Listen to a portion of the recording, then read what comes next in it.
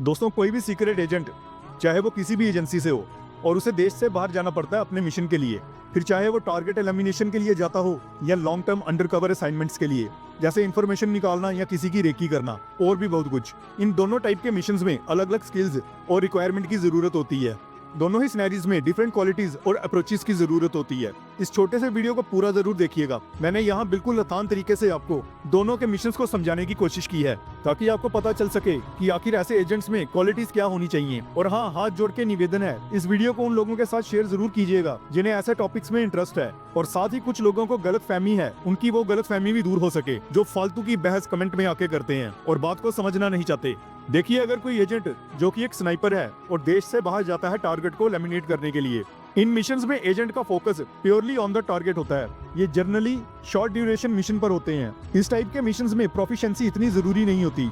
ऐसे एजेंट्स का काम है कि टारगेट को किल करना और अपने देश वापस आना। और ऐसे एजेंट्स की ट्रेनिंग ज्यादातर स्नाइपिंग को लेकर ही फोकस्ड होती है, पर इन्हें मेंटली प्रिपेयर्ड भी किया जाता है, ताकि अगर ये दूसरे देश में पकड़े जाएं तो उस सिचुएशन को ये कैसे हैंडल करें। पर ज्यादातर ऐसे एजेंट्स के पकड़े जाने की पॉसिबिलिटीज काफी कम होती हैं। दूसरे देश जहां ये जाते हैं, इनका सोर्स या दूसरा ही कोई ऐसा एजेंट जो कि इनकी एजेंसी से होता है और वहां काफी समय से अंडरकवर होता है, वो इन्हें सभी चीजें प्रोवाइड करवाता है जिनकी एक स्नाइपर को जरूरत होती है। इनका काम बस उंगली दबाना है, और इस छोटे से काम के लिए भी इन्हें कई बार काफी दिन लग जाते हैं, क्योंकि एक टारगेट का मिलना इतना आसान नहीं होता। जो कि लकी बीस्ट, जो कि एक एनएसजी के कमांडो रह चुके हैं, उन्होंने भी अपने एक पॉडकास्ट में बताया था। और अब बात आती है कि लॉन्ग टर्म अंडरकवर एजेंट्स की। इन एजेंट्स को फॉरेन कंट्रीज में लंबे समय तक रहना पड़ता है, जहां इन्हें लोकल एनवायरनमेंट, पॉलिटिक्स और कल्चर को समझना पड़ता है। ये मिशन कॉम्प्लेक्स होते हैं और एजेंट्स को लोकल लैंग्वेज और कल्चर की नॉलेज होना बहुत जरूरी होता है, क्योंकि उन्हें लोकल कॉन्टेक्ट्स बनाने पड़ते हैं और अपनी आइडेंटिटी को भी सेफ रखना पड़ता है। इस तरह के मिशन में लैंग्वेज प्रोफिशिएंसी जरूरी होती है, और उन्हें लोकल लैंग्वेज आनी चाहिए ताकि वो स्मूथली कम्युनिकेशन कर सकें और अपनी कवर को भी सिक्योर रख सकें। ये उन्हें लोकल कम्युनिटी में इंटीग्रेट करने में मदद करता है। ऐसे एजेंट को कल्चरल नॉलेज, कम्युनिकेशन स्किल्स और लोकल लैंग्वेजेस पर कमांड होना बहुत जरूरी होता है। और एक बात और बता दूं कि बॉलीवुड मूवीज में किसी सीक्रेट एजेंट को तो आप लोगों ने देखा ही होगा,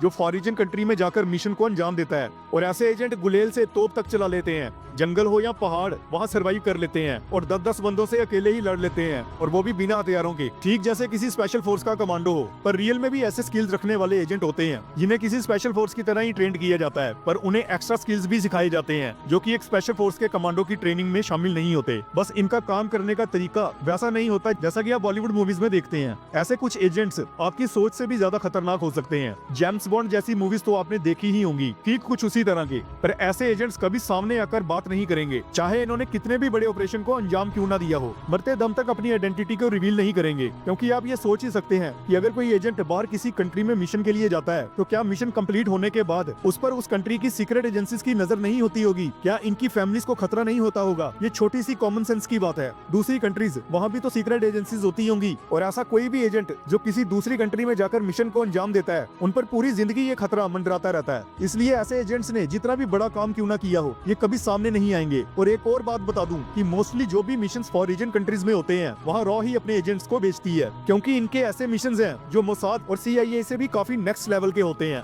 बस वो स्टोरीज आपको किसी किताबों में कहानियों के बेस में सुनने को मिलती होंगी, जिन्हें हम बस एक स्टोरी समझकर पढ़ते हैं। ऐसी कई स्टोरीज आपके सामने लेकर आऊंगा जो कि आपको सोचने पर मजबूर कर देंगी। और हाँ, एक और बात कि रॉ एजेंट का कोई भी डॉक्यूमेंट प्रूफ नहीं होता। ये तो आज बच्चा बच्चा भी जानता है। मैंने लकी बीस्ट की पर्सनैलिटी को कंपेयर किया एक रॉ एजेंट से, तो लोगों ने ये कमेंट्स कर करके दिमाग ही खराब कर दिया कि रॉ एजेंट्स का कोई डॉक्यूमेंट नहीं होता। भाई, मैं अच्छे से जानता हूँ रॉ के एजेंट के पास कोई भी डॉक्यूमेंट्स नहीं होते, तो प्लीज ऐसे कमेंट्स मत कीजिएगा। और आगे जो इस चैनल के ऊपर मैं वीडियोस लेकर आऊंगा, शायद उन स्टोरीज को सुनकर आप रॉ को अच्छे से समझ सकें। बाकी आजकल तो दौर ऐसा है कि आप में से भी कोई आके सोशल मीडिया पर इंटरव्यू देने लग जाएगा और कहेगा कि मैं रॉ का एजेंट हूँ, तो हमें मानना ही पड़ेगा, क्योंकि डॉक्यूमेंट्स तो होते ही नहीं।